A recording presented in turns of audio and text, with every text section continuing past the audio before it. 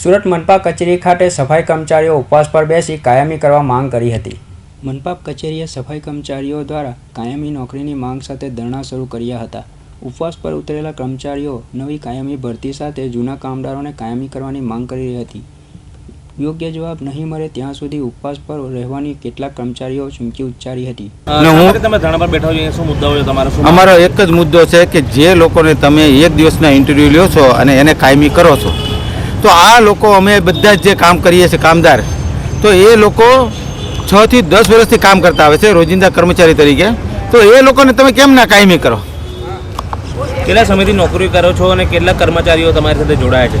મારી સાથે 435 જણા જોડાયેલા છે અને હું 6 થી 10 વર્ષથી અમે બધા જ કામ કરીએ છીએ। કેટલો પગાર ધોરણ જે અન્ય કર્મચારીઓ કરતા તમારો ને હવે કઈ પ્રકારની રણનીતિ છે આગળ?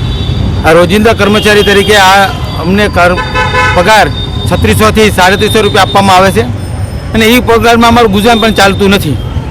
અત્યારે ઘરમાં અહીંયા બેઠો છો, શું માંગ સાથે કેવો કાર્યક્રમ છે તમારો અહીંયા? અમારો આમરણ ઉપવાસનો કાર્યક્રમ છે અને જ્યાં સુધી અમને ન્યાય નહીં મળે ત્યાં સુધી અમે અહીંથી ઉઠવાના નથી।